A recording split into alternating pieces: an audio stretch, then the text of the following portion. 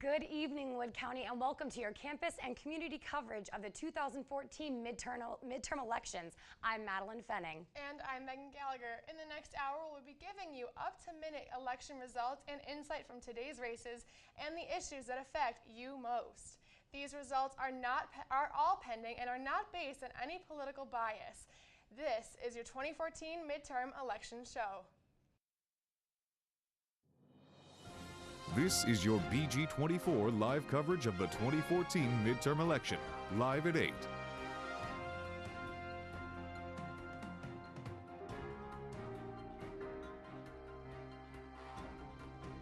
Well, hello everyone and welcome. Voters who went to the polls today voted on a number of local and statewide issues and candidates. Tonight we'll be discussing candidate races such as Ohio Governor, State Attorney General, Secretary of State, the Ohio 5th District, and the State Senate. We will also look at issues regarding the Wood County Library, mental health and drug services, and Perrysburg Police and Fire Departments. Right now, let's take a look at the polls.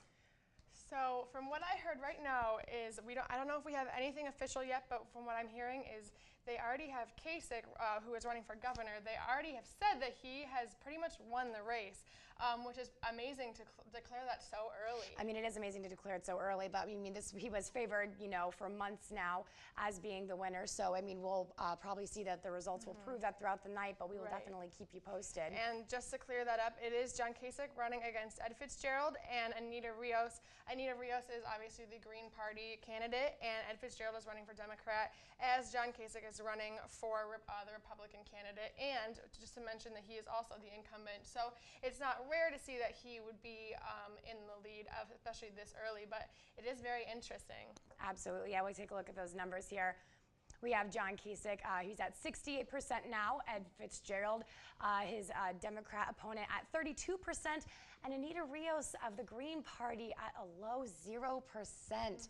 Man, 0%, that is surprising to think that nobody would. Nobody at all, right. I wonder, I mean, and honestly, I wonder even if 0% means nobody at all voted, or if it isn't a significant enough number, yes, for it to be counted yet. So definitely we'll be able to keep an eye on that. So definitely something that we've been talking about, because this is obviously not a presidential election, that voter turnout tends to dwindle during elections like this, but actually we've heard that this might be the lowest voter turnout in decades. So we actually have a little bit of content here. We have our reporter Brooke Ebersol. She went on campus to ask students what they knew about the midterm election and to see if they even cared. Let's take a look. Gubernatorial elections are rumored to have the lowest voter turnout in decades, possibly ever. Most of the voters staying home are actually young people. I'll be asking BG students what they know about the election and ask them if they care. What do you know about what's on the ballot for this year's election?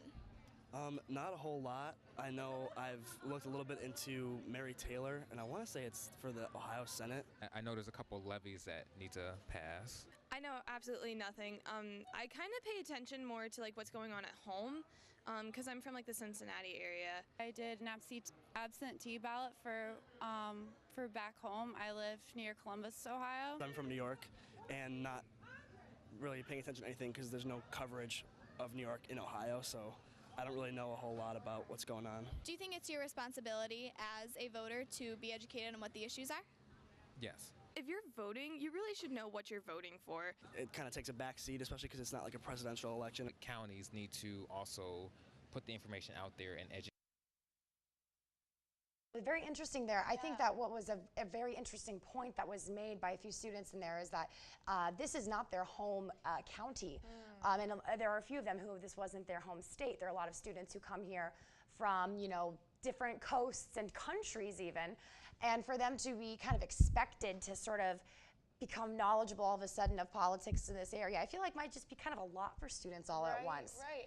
Well, and now we will turn to a Look Live with reporter Cody Albers, who is with David Jackson, a political science professor at BGSU, to give us insight on why this voter turnout was so low and why the students on campus, like you said, are voting the way they are. Cody?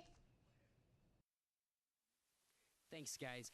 So, Dr. Jackson, let's look at the state attorney general position. How do you think Mike DeWine will do against David Pepper? What do you think their strategies are? Well, what we're seeing is, in a sense, almost a natural political science experiment, because generally speaking, what we think happens in races like this is the focus is on the top of the ticket, which in this case is the governor's race. And the parties hope that their candidates on the top of the ticket being successful can provide coattails and bring up the success of the people behind them. Because of the implosion and utter failure of the Fitzgerald campaign, what we see are the candidates down ticket for Attorney General, Auditor, other positions, having to focus on their own campaigns and not expect any benefit, any help whatsoever from the top of the ticket. So the Democrats made a decision around Labor Day to de-emphasize the governor's race and to spend that money on the races down the ticket, hoping to succeed in an environment where normally the reverse is what happens. You have the top of the ticket pulling up the bottom. The hope is that the Democrats can save one or two of the races down ticket, and maybe even with strong candidates down ticket, try to produce some coattails up and maybe get Fitzgerald a few extra points that he wouldn't have gotten otherwise. So do you think this Attorney General position is going to be a close race? It's possible that all of the down ticket races could be close. Everything's going to hinge on turnout. The Democrats consistently argue that they have a better system of getting their voters actually to turn out. So tonight will be an experiment, not just in does it work to de-emphasize the top of the ticket and emphasize the bottom of the ticket, but does the Democratic perceived advantage in terms of getting voters to turn out actually pan out or not. Thanks, Dr. Jackson. And we'll be covering that experiment that Dr. Jackson just mentioned, but we're going to check back in with you later, and stay tuned. And we actually have some results now for that election. Let's go on ahead and take a look at DeWine's numbers. And DeWine is running for the state attorney general. He is running against David Pepper. DeWine is obviously the incumbent, and he is the Republican candidate, while Democrat is David Pepper. And that seems like a really close race at this point. Absolutely. This has been rumored to be quite a close race for a few months now. We can see that Mike DeWine's at 58%, David Pepper, the Democrat, at 42%. So DeWine definitely has a bit of a lead there, and I know it is a little bit early on, but we could definitely see some pretty heavy results coming in here soon. And what's interesting about that, as we were just talking about voter turnout, is that it was low, but it still is obviously creating this competition. And actually, when you guys were talking to Dr. Jackson about the voter turnout, what was he saying about why it's lower this year? Well, it's usually lower just because younger people tend to not understand, I guess, the full implications of these votes and what impact they do make. But I do find it very interesting what he said, that because so few people do vote in elections like this, it makes your vote even more valuable. Your vote holds more value because your vote just makes a bigger impact, and so you're going to be able to really see the results of the vote that you cast in an election like this. And well, obviously that's definitely true for this state attorney general race. And actually, what you're talking about is interesting and very true, because I covered the general election last year in 2013, and when I was talking to Terry Burton, who is the director of the Board of Elections, here in Wood County, he was saying that it's not rare to have low turnout. So while it may be the lowest here, it's not very rare because there's not a lot of local issues. If it's not local, like you were saying, they don't feel affected by it. So that's definitely true, and it makes sense. So it'll be interesting to see what's coming up. But next we will have more issues to talk about, and we will also have more numbers for you guys. So stay tuned. And welcome back. We now turn to the current polls for the governors. As you can see, we have John Kasich as a Republican with 62%, Ed Fitzgerald, the Democrat, at 35%. And we've actually finally got some numbers up there for the Green Party with Anita Rios at 3%.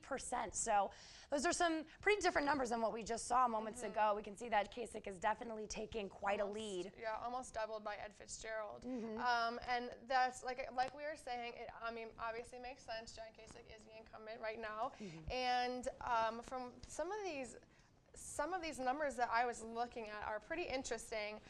It says that he was polled at 40% against Ed Fitzgerald, and then 65% overall in a recent polling. So. Absolutely. No, Kasich as a whole, kind of, his makeup as a figure is pretty interesting. I think we have some information up here if we can take a look. We know that he was, he first took office in 2011. He was, he defeated Democratic Governor Ted Strickland at the time. Previously served as a congressman for Ohio for over 10 years. He hosted a show on the Fox News channel, actually. I think I remember seeing him when I was a little bit younger, actually, on TV. He focuses on creating jobs and lowering taxes.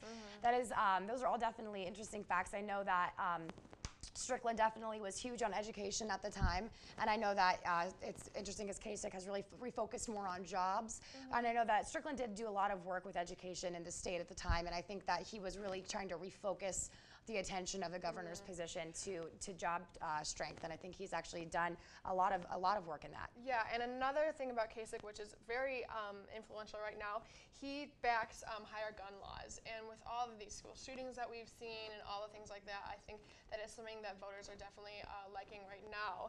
And then some other things about him, I guess, you have to, if we're not biased, we have to do both sides. Some things about him that voters don't like, he does not, they do not like his stance on same-sex marriage, voting rights, and reproductive rights. And obviously, same-sex marriage, those things right now are very huge. No, I mean, definitely, he definitely has a lot of those conservative Republican qualities that I know that a lot of people in Ohio, as a swing state are, it creates a lot of tension because we do have a lot of more, rural areas, but we do have, a handful of major cities. So you do see a big difference and divide in sort of these stances. And I think Kasich definitely has been able to teeter as far as not being a complete right wing, but he does embody a lot of those qualities that Republicans do love. And another thing, actually, locally, if we take it to Toledo in Lucas County, he does not support the automotive industry. The automotive industry. So the auto rescue program that they have and the failing Chrysler dealership, he is not supporting them. He does not want to fund them. And also the Sylvania fire levy, which I think we're going to talk a little bit about later in the show, he has shot that down and he does not want to back that either, which is also very interesting. And then we can now talk a little bit about Ed Fitzgerald, if we can get that graphic back up so you guys can see him. So Ed Fitzgerald, like we said, is the Democratic candidate. He currently is the county executive for Cuyahoga County in Cleveland. He served as an FBI specialist, county prosecutor, councilman, and mayor.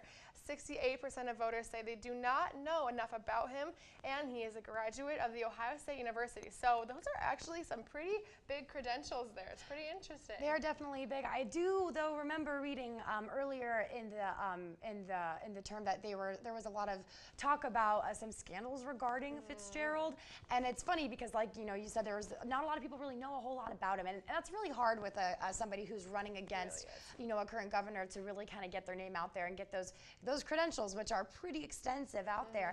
But there, of course, a scandal is going to get around the world a lot quicker than someone's credentials are. And I know that he was rumored to have had some encounters with an Irish delegate that was in the area for a conference a year ago in a compromising situation, and that did not bode well for him and when it came to the early polls. And so I think that's something that we're going to see, is that a lot of people, when they hear any word of a scandal or any word of anything negative like that, it really reflects in those numbers, and I think that's kind of what we're seeing tonight. Definitely. Right, and I think that's one thing that people know about him, and actually I read that 65% of voters have not even heard enough about him to like him. So I guess they can say that the one thing happens, one little slip up, and it can really hurt you. So we'll have to see where it goes in the race. And definitely, our final candidate who's running for governor is Anita Rios of the Green Party. The Green Party really has made some major strides this year. We can see that she's served on the Central Committee for both Lucas County and Ohio Green Parties.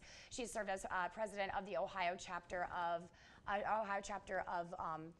think women's politics. Yeah, definitely. And she's definitely a big figure for women in the state, which I think is a huge advantage that she has, especially in a very male-dominated field and race. Yes. So definitely the Green Party. I know that they've been knocking on my door. I don't know about yours, but they have really grown in strength and organization over the past few years, and I know that she especially reflects a lot of those more liberal ideas with her supporting gay marriage.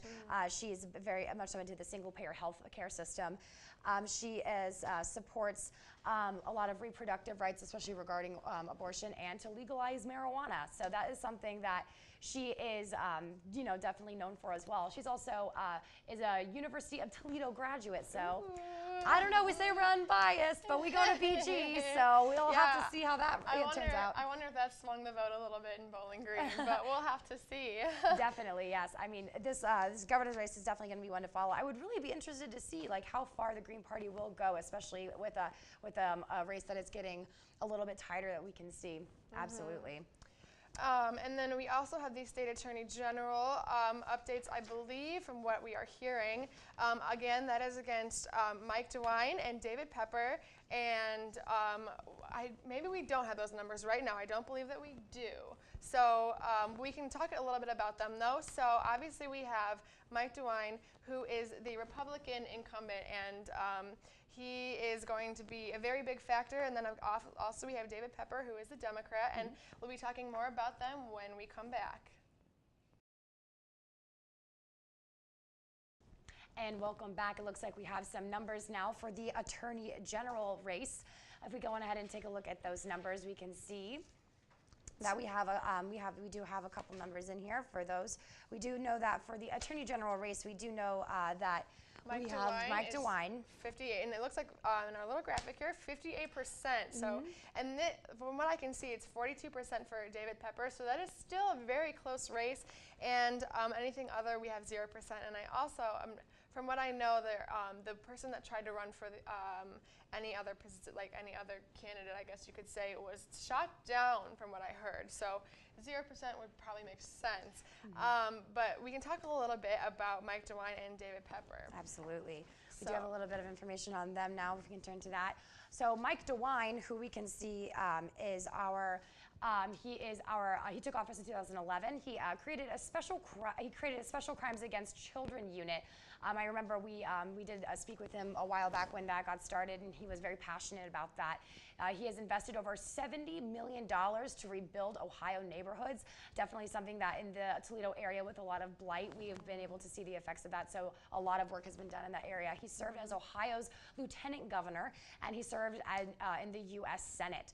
So definitely Mike DeWine has done a lot of extensive work since 2011, especially a lot of, covering a lot of different areas. He definitely has focused a lot on crime, especially regarding children, and then with rebuilding neighborhoods. And I know that with a lot of areas such as Cleveland and Toledo, where that is a major, major issue that has really been very important. And so those efforts have not gone unnoticed. Right. We also know that he has really done a lot of work focusing on the heroin epidemic, absolutely, which has been a major issue. I know where I'm from in the Cincinnati area, it is just pervading every single suburb.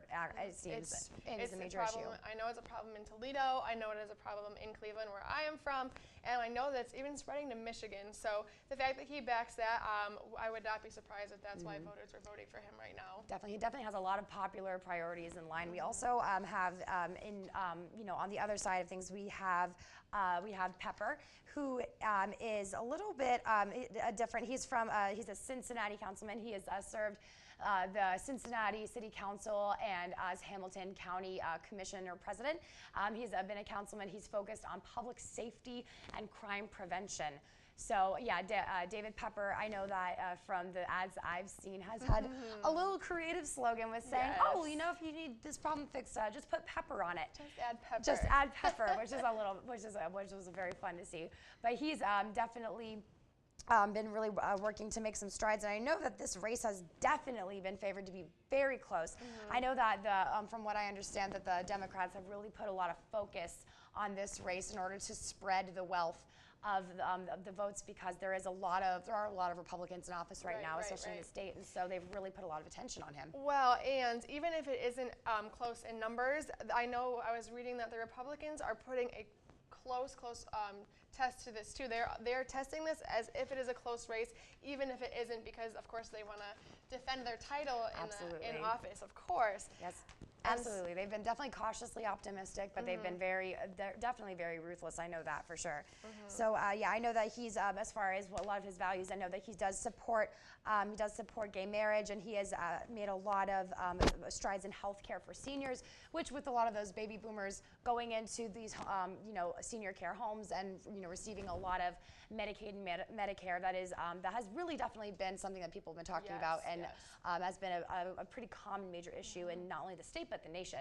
So that's definitely something to look at. And it looks like, from what we can see here, we have some more numbers on the governor election. John Kasich is leading with 61%, Adam Fitzgerald 36%. So it's moving up, and it's still about, he's still leading by about half. So moving along very smoothly, very slowly, slow and steady. The Green Party is still at 3%.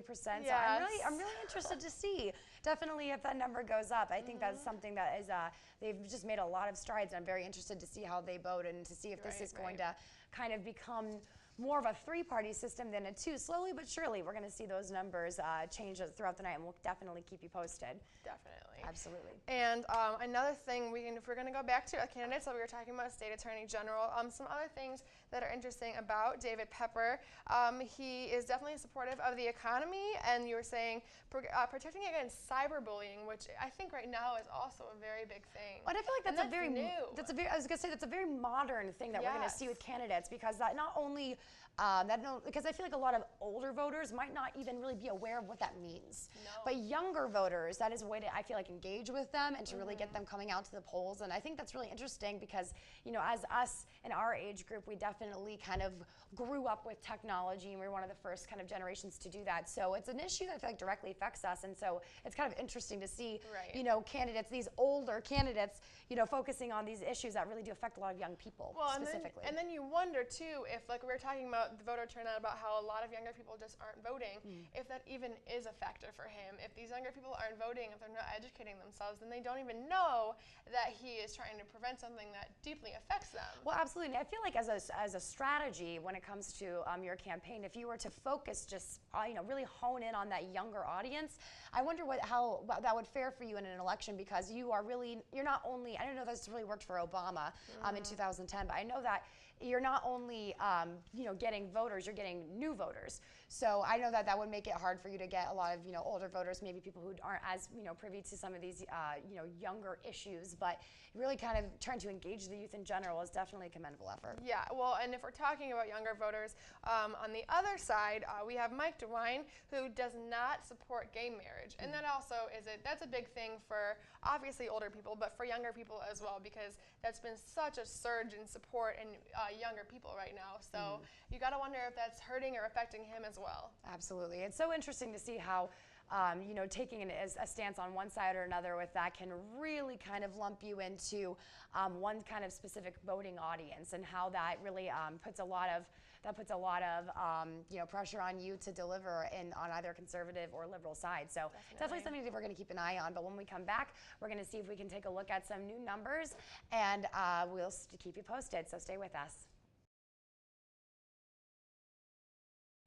Welcome back, everyone. We have some numbers for the 5th District, and we have currently Bob Latta, who is the incumbent Republican candidate, 69%, Robert Fry, the Democratic candidate, 28%, and Eric Eberly, Libertarian, at 3%.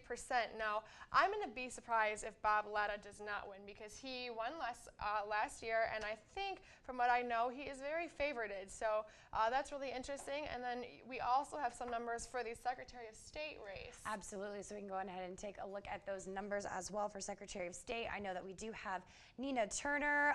We also have John Husted, the Republican, who's at 55%. Nina Turner at a close second with 42%, who's a Democrat.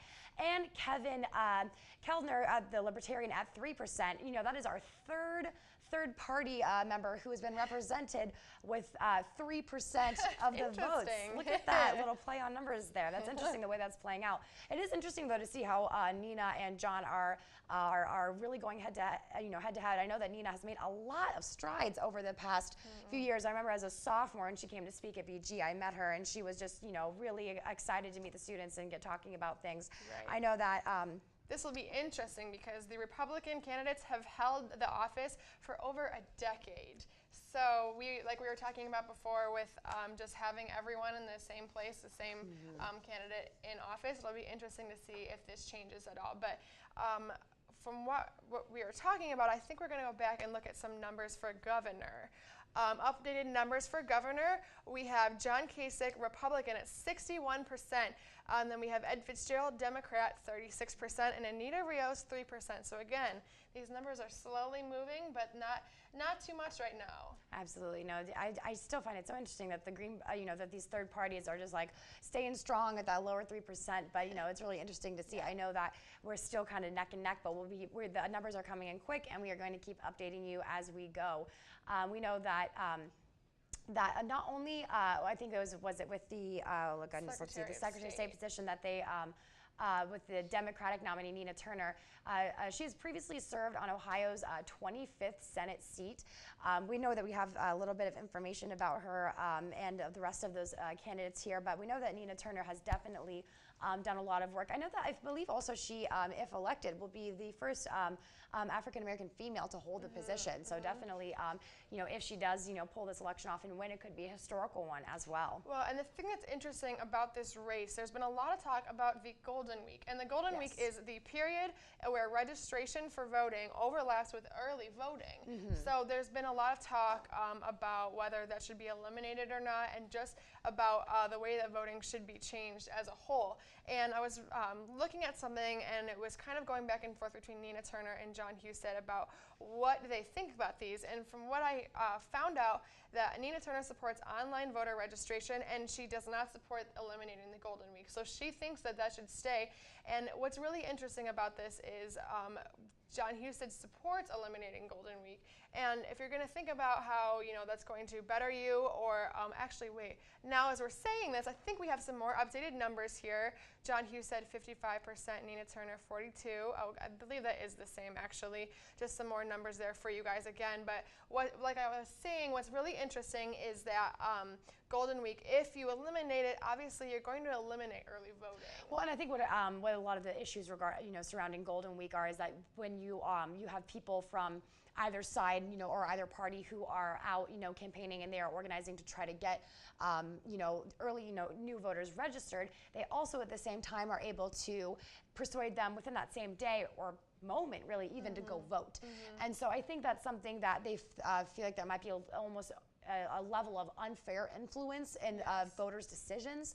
But honestly, I mean, the way I see it is that there's so much effort that's put into, trying to get people to vote one way or the other, that I don't think that a week where you're able to both register and vote at the same time is really going to make as much of an impact as, major donations made for major companies and political ads and whatnot. So I feel like in the grand scheme of things, when it comes to some political influence of voting, Golden Week really is kind of something that you don't really need to focus on too heavily. Yeah, and I agree with that too, but I think it's also interesting because, I mean, if you did eliminate it as well, then you're eliminating people that want to register to vote. And that's kind of like a double-edged sword, because if you're favored to eliminate it, but you're also saying, you want to support people to get registered so they can vote for you, it's kind of like, well, what is your stance on it? What do you really want for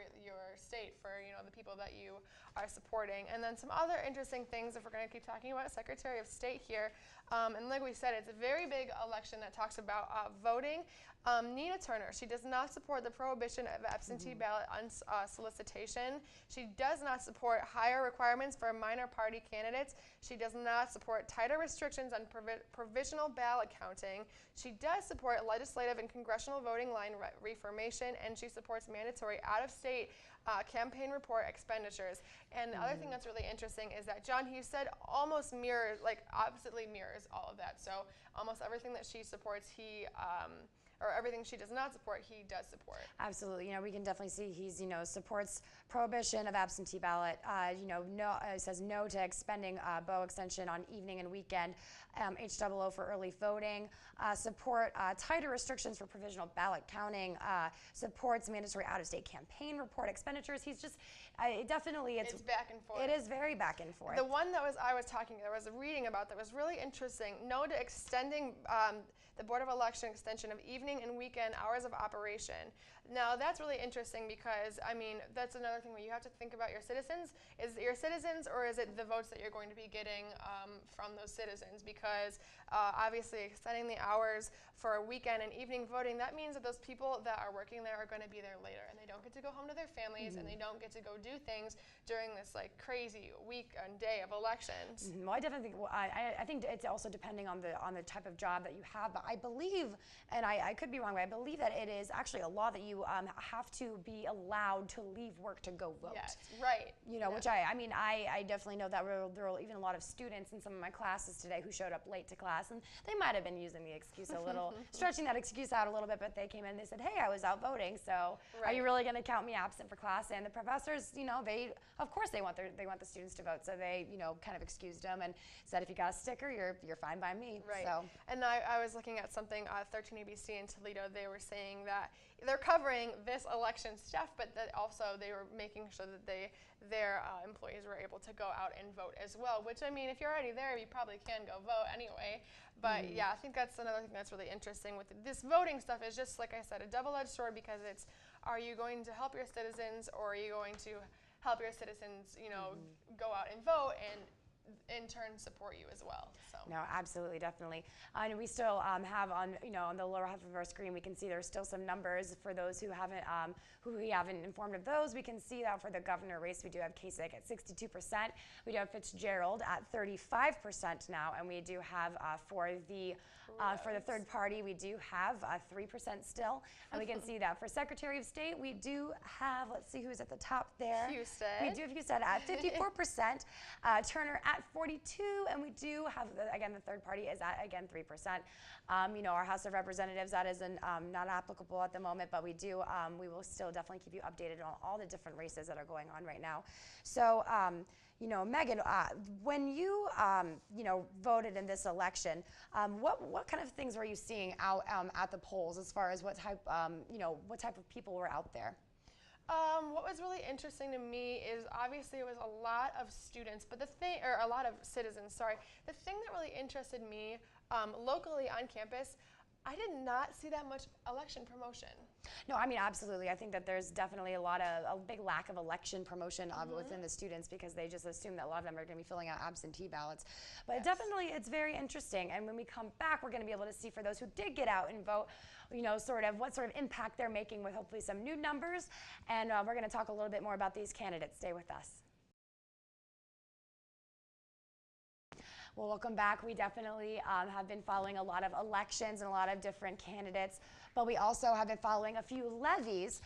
We definitely have been following, as students, this library levy because it does, revolve around, education and whatnot with the engagement of the community, and we do have some numbers on that. We can see that 72% are for the levy, with 27% voting no.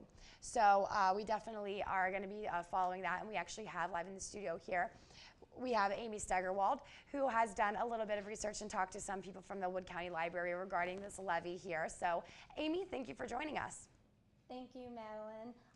Currently, the numbers are in. As she said, it is 72 to 27. That's all we have right now, as of right now. But I did cover a package on this earlier, and they are remaining hopefully optimistic that this will pass. So I spoke with the library director, who was able to give me more information and say that the numbers are just more for books and bills, basically. The Wood County Library levy renewal is on the ballot this election. The levy last passed in 2010 after a defeat in 2006. Director of the Wood County Library, Michael Penrod, says they are cautiously optimistic it will pass again. The levy is a request for a continuation of a levy that was passed in 2010. At that point, we asked the voters to approve a 0.8 mil levy that would generate about $979,000.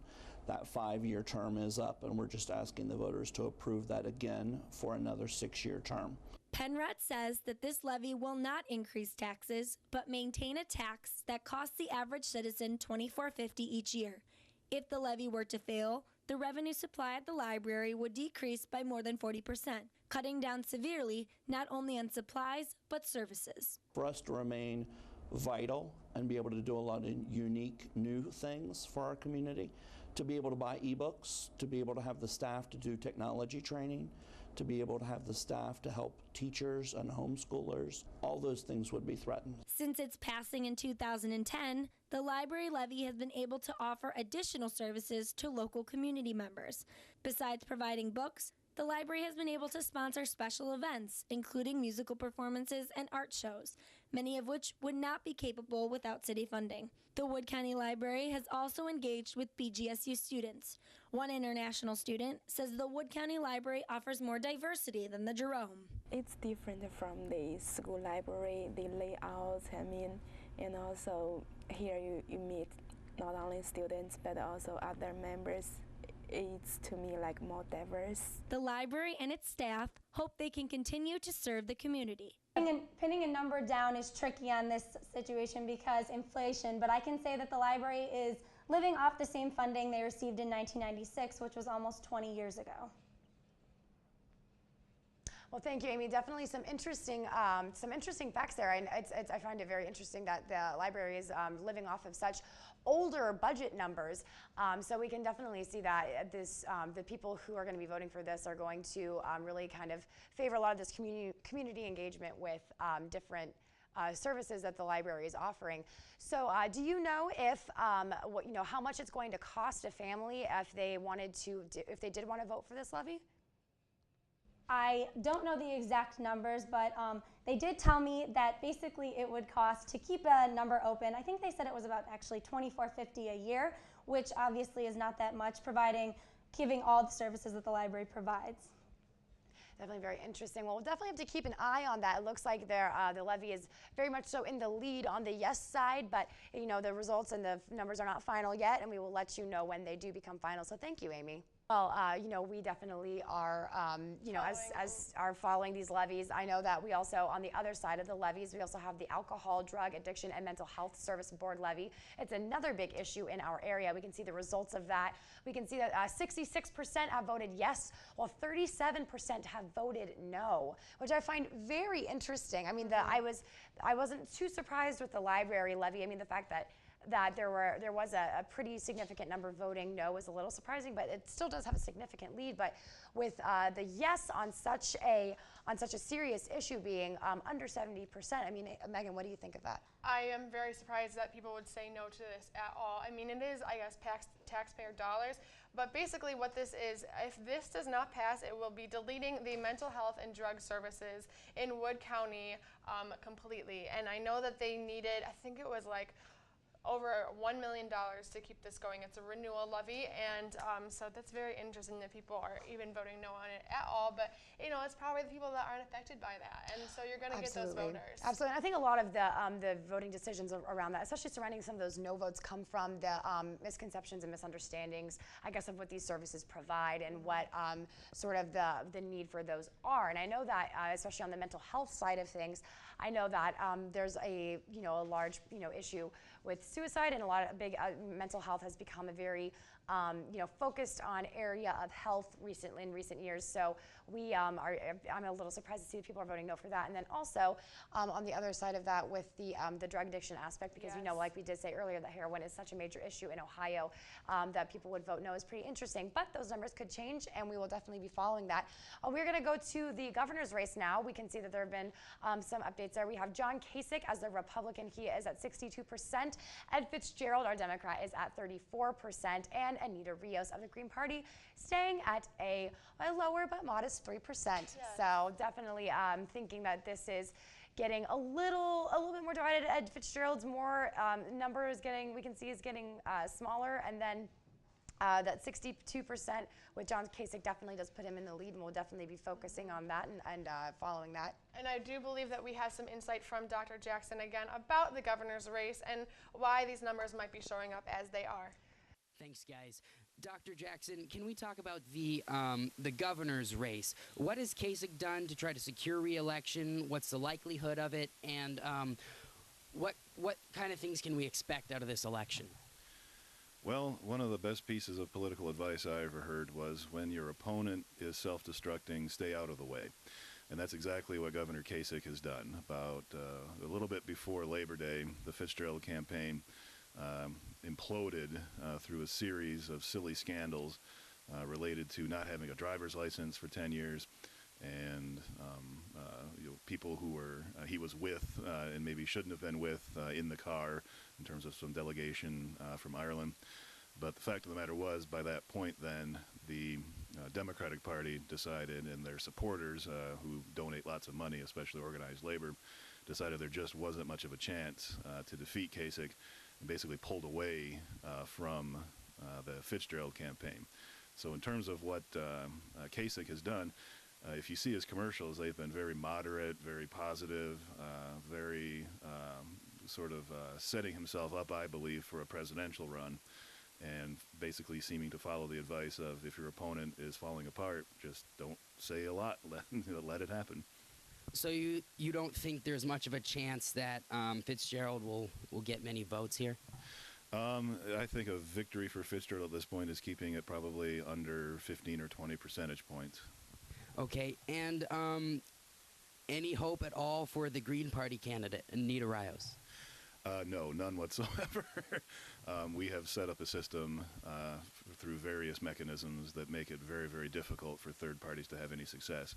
I wouldn't be surprised if the support for the third parties is up this year because of the lack of an effective Democratic candidate. So one of the reasons why people don't vote for third parties, is because they feel like they're helping elect somebody they would really hate. So they would vote instead, sort of plug their nose and vote for Fitzgerald if it was close. But since it's not close, they're sort of freed up from that fear of wasting their vote.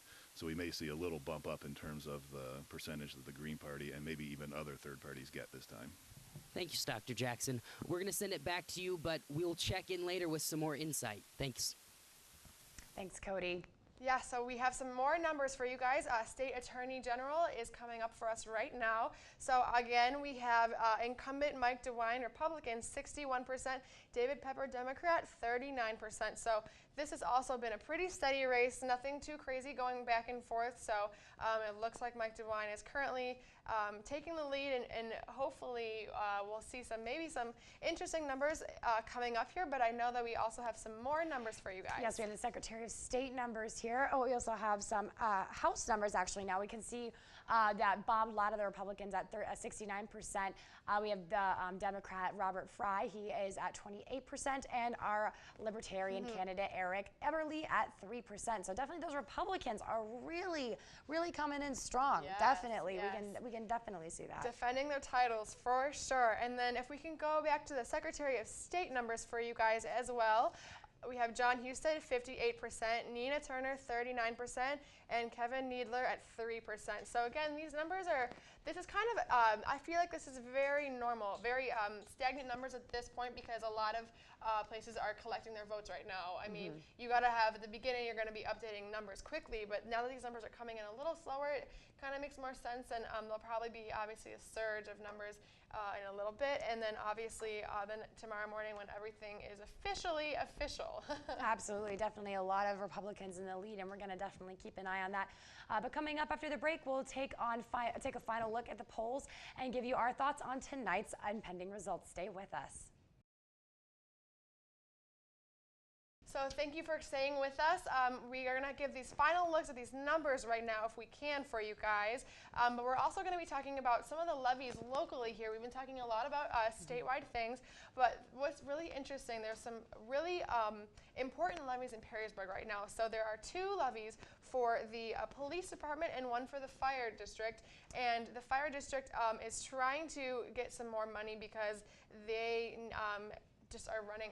They don't have enough. Well, no, I definitely yes, I definitely know that with the one police levy, they did lose a lot of funds recently, and so this levy is very important for them, especially with their local law enforcement. With them being so close to Toledo, there have been a lot of talk about their preventative crime efforts because of the issues in Toledo with that. So Perrysburg has really been trying to sort of beef up that law enforcement department with those lost funds. It is pretty difficult to do that. So this levy is very key for them right now. And so we can also see that on the Adam levy, we can see that the deleted mental health and drug services, like we discussed earlier, and the Wood Lane mental health levy with the heroin issue is a big one in our area. Yeah, well, and that's what we were saying is the Adam one would affect the heroin problem, and the Wood Lane, which Wood Lane here is the services for handicapped people, and that's like I have worked with them before, and I know a lot of people that work with them or use their services, and it would just be, I know it would be a huge blow to the community if that was to have to go away. But again, to these Perrysburg levies. So what's really interesting, I believe it's the fire levy it would be I think $3 million to have these renewed altogether. The two fire protection renewal levies are on the ballot. For one proposes $1 million and the other is $2 million. These levies will support costs like equipment, and obviously if this equipment is not provided the way that it should be, that will greatly affect the way that operations are done. Absolutely. The police levy is asking for $3 million to make up for the revenue lost when the state eliminated that estate tax. This provided $500,000 a year for that department. That's crazy. And I know, really and if not approved, the services will have to be slimmed down. So that is definitely a major concern for that area right now, and we're going to continue to follow that even after tonight's show to see how that affects the area if the levy goes one way or another. So we definitely are going to take an eye on that. Oh, and it looks like we have a winner for the Ohio governor election. Ohio, your new or your a continued governor now will be John Kasich, the Republican, with a win at 62% against Ed Fitzgerald, the Democrat, at 34%, and Anita Rios, who finished the evening with a 3% finish from the Green Party. So wow, very interesting stuff there. We definitely are gonna. It looks like we're gonna have a lot of Republicans in office in Ohio. Yeah. That's very interesting, and I know that this is something that came up earlier this summer. We know that the Republican, I believe, National Convention is slated to be in Cleveland this upcoming year, and so that'll be interesting knowing that we now have, a Republican governor, and we do have a lot of other Republicans in the lead. How that's going to bode well, and so then we can also see the Ohio Attorney General election numbers. Mike DeWine, Republican, 61%. David Pepper, Democrat, 39%. So again, coming along very steadily, very slowly. And Ohio Attorney General, again, so that's Mike DeWine, 61%. David Pepper, 39%. And I believe we have some more numbers here for you as well. We are obviously still following the 5th district, Ohio 5th district, and we have some new Secretary of State numbers for you. Yeah, we can see John Husted, the Republican, at 56%, so Republicans are still in the lead across the board. Turn to the Democrats, she's now at 40%. I know she was in the 30s before, so that's definitely an interesting lead to take. And then we have Kevin Needler, yes, he is the Libertarian, and he's still at 3%. So it looks like we're definitely going to have a lot of Republicans in the office. So that's definitely something that we're going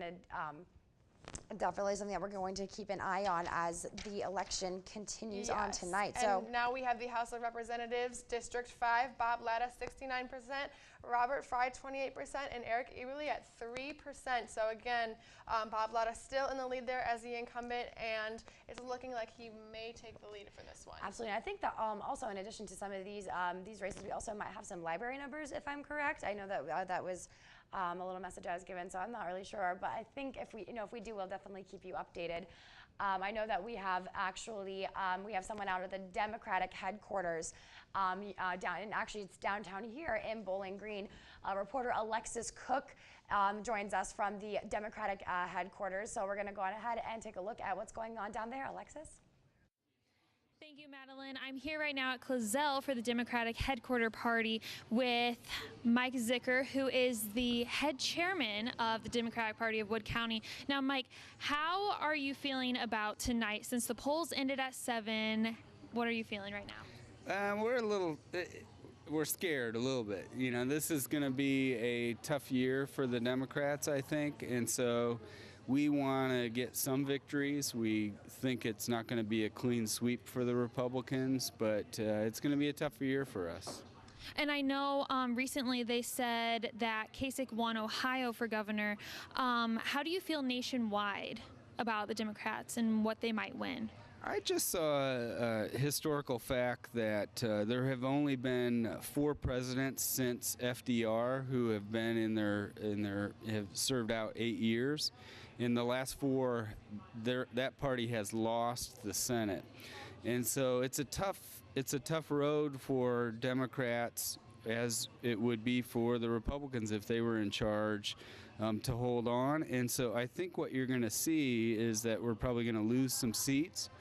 But we will have some victories. I'm convinced we're going to win some governorships in Florida and throughout the country as well. And so I think it's going to be a mixed bag that Republicans are going to have a lot of things to be proud about, and the Democrats will have a few victories as well. So. Do you think that the change that is going to come with different people winning, whether it's Republicans or Democrats, do you think that it's going to be good change coming to the nation and as a state? No. When Democrats win, that's bad for the country in my mind. I'm a partisan. I'm a Democrat. And I do think that the Republicans oftentimes will take things too far. And so when they win, oftentimes what you see is that they will, for instance, in Ohio, Governor Kasich really doesn't deserve to win re-election. We had a tough candidate at the top of our ticket, and he is probably going to overplay his hand. He's going to keep cutting education. He's going to do other things that are really not popular with the voters. And so in 4 years, I'm convinced that the Democrats are going to look really good because the Republicans have screwed up then. So. Okay, well, thank you so much for all of your answers tonight. We'll be with you guys more later and throughout the night. Back to you, Madeline. Thank you, Alexis. Definitely, it's probably not the happiest night for Democrats with Republicans so far ahead across the board. But you know, they said that they do have. I expect they will have some victories across the nation. So we'll just see how that plays out and the balance between Republicans and Democrats. Very interesting stuff there. Yes. And so we're going to go through the numbers again. Again, John Kasich is the new Ohio governor for the 2014 election at 62% Republican. Ed Fitzgerald, Democrat, 34%, sorry, and Anita Rios, the Green Party, at 3%. And then we'll go to the next one, Ohio Attorney General election. Mike DeWine, Republican, at 61%. David Pepper, Democrat, 39%. And then we have David Pepper, the Democrat, who he has at 39%. We have Secretary of State election with John Husted, the Republican, at 56%, taking that lead, and Nina Turner at 40%, and our third party with the Libertarian, Kevin Needler, at 3% with that third party position. We also have our House of Representatives for the District 5, Bob Latta at 69%, so another Republican taking the lead. Robert Fry, the Democrat, at 28%, and Eric Eberle, our Libertarian candidate, at 3%. So definitely we see our Republicans are really just taking that lead across the board. Definitely something that we're going to have to keep an eye on. We're going to definitely keep you updated on some of these victories once they become confirmed on social media at BG24 News on Facebook and at BG24 News on Twitter. We also can see that we have the Wood County, ADA, MH services, the services levy. We can see that there is a 67% vote for yes and a 37% vote for no. And we can look at the Wood County District Public Library levy. We know that right now they are operating on some older dollars, and it looks like 72% of voters are wanting to give them some more, and that 27% are not. So we can see that levy is probably, again, going to go towards the way of yes, but not confirmed yet, but we'll keep you updated when it officially does. Definitely, and that concludes our show for tonight, so thank you so much. I'm Megan Gallagher, and this is Madeline Fenning, and for Madeline Fenning, Alexis Cook, I'm Megan Gallagher. Thank you so much for joining us tonight, and we will see you in 2016 for the presidential election. Have a great night, everyone.